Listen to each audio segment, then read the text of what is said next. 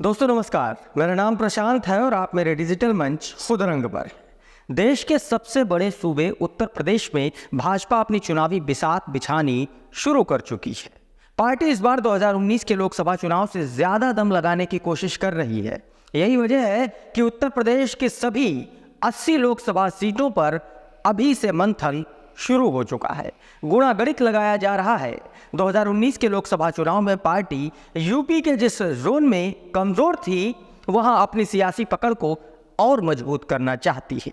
2022 में यूपी विधानसभा चुनाव के दौरान ओम प्रकाश राजभर गठबंधन से अलग हो जाने के बाद पूर्वी यूपी को लेकर काफी चिंता में थी भारतीय जनता पार्टी।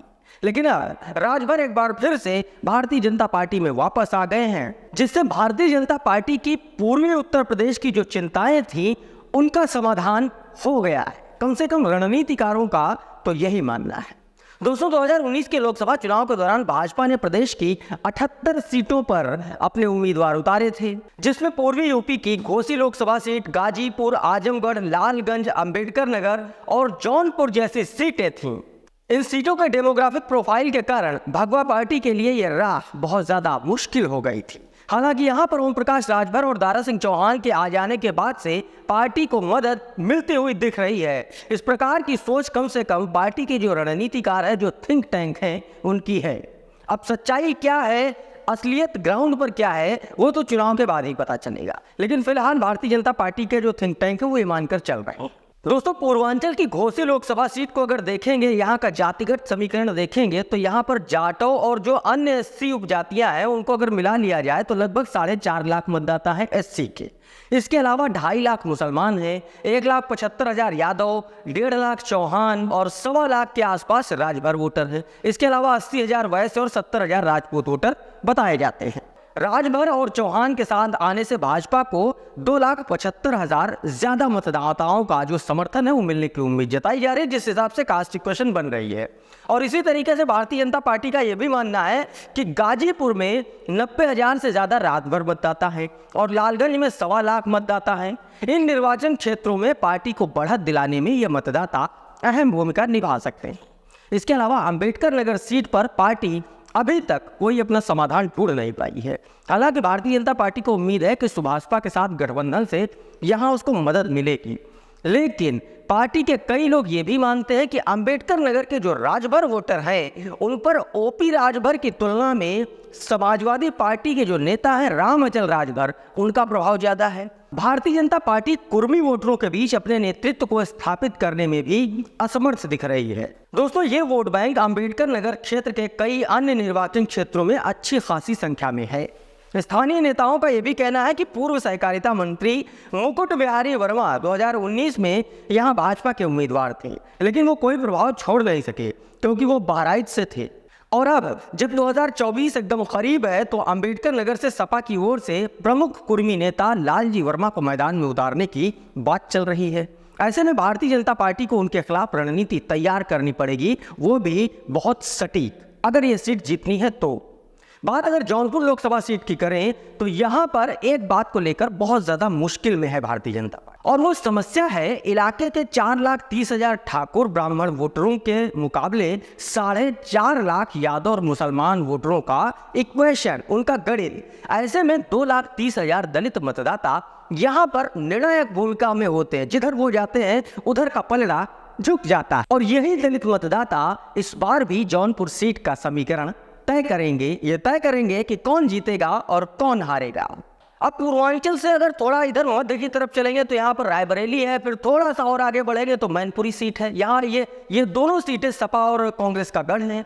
भाजपा 2014-2019 दोनों में उन्हें जीत नहीं सकी। मैनपुरी में लगभग 4,40,000 यादव वोट बैंक है। इसके बाद शाक्त, ब्राह्मण, कुर्मी और लोध वोटर है। हालांकि इन सबसे अलग सपा संस्थापक मुलायम सिंह यादव के साथ भावनात्मक संबंध और उसके बाद सपा के प्रथम परिवार के साथ जुड़ाव जो भाजपा के लिए लड़ाई को और ज्यादा मुश्किल बना देता है। इसी तरह से रायबरेली का गांधी परिवार के साथ पुराना नाता है। हालांकि राहुल गांधी 2019 में पड़ोस की ही अमेठी सीट स्मृति ईरानी से हार गए थे, लेकिन मोदी लहर में भी रायबरेली से सोनिया गांधी को कोई हरा नहीं सका। वो फिर से जीतकर लोकसभा पहुंची। इसके अलावा बात अगर पश्चिमी उत्तर प्रदेश की करें तो यहाँ भी भारतीय जनता पार्टी की बहुत ज़्यादा मुश्किलें बढ़ी हो। इस इलाके में अमरोहा, बिजनौर, मुरादाबाद, सहारनपुर और नगीना सीटों पर भाजपा को 2019 में हार का सामना करना पड़ा था।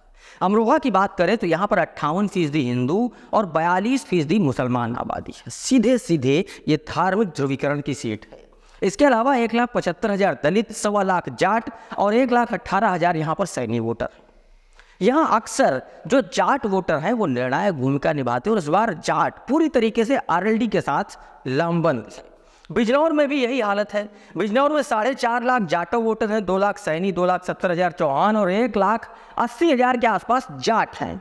वहीं 49,000 पाल और इतनी ही संख्या में लगभग वैश्य वोटर भी। करीब 9 लाख मुस्लिम मतदाताओं के साथ राजनीतिक तौर पर दोनों समुदाय यहाँ पर बराबर में है। यानी डिट्टो ये वही सीट है धार्मिक ध्रुवीकरण के हिसाब से। बीजेपी इस प्रकार की स्थिति को देखते हुए आरएलडी के जयंत चौधरी को अपने पाले में लाने की कोशिश कर रही है। बातचीत हो चुकी है, एक आध दौर की बातचीत हो चुकी है, लेकिन सीटों पर मामला फंस गया है। सीटें जयंत चौधरी ज्यादा मांग रहे हैं और बीजेपी उतनी देना नहीं चाहती। भारतीय जनता पार्टी के बड़े नेताओं का मानना है कि अगर पार्टी आरएलडी के साथ हाथ मिलाती है तो इसका सीधा असर पश्चिमी उत्तर प्रदेश की बागपत, मुजफ्फरनगर, बिजनौर, अलीगढ़, मथुरा, कैराना और अमरोहा जैसी सीटों पर साफ साफ दिखाई पड़ेगा। लेकिन जयंत चौधरी के साथ भाजपा की बात बन नहीं रही है और इसीलिए भाजपा पश्चिमी उत्तर प्रदेश को लेकर काफ़ी टेंशन में है, काफ़ी परेशान है। दोस्तों, आपको क्या लगता है 2024 के लोकसभा चुनाव में भाजपा उत्तर प्रदेश से कितनी सीटें जीतेगी? अगर आप जोन के हिसाब से बता पाए कि भाजपा पूर्वांचल में क्या स्थिति होगी, मध्य में क्या स्थिति होगी, बुंदेलखंड में क्या स्थिति होगी या पश्चिम में क्या स्थिति होगी, उस पर आपकी क्या राय है, कितनी सीटें आ रही, हमारे कमेंट बॉक्स में ज़रूर लिखिए। ये वीडियो अगर आपको पसंद आया तो उसको लाइक और शेयर कर दीजिए। ये वीडियो अगर आप हमारे फेसबुक पेज पर देख रहे हैं तो हमें फॉलो कर लीजिए। चैनल पर है तो सब्सक्राइब कर लीजिए, बेल आइकन ज़रूर दबा दीजिए ताकि सबसे पहले आपको इस तरीके की वीडियो मिलते रहें। बहुत बहुत धन्यवाद।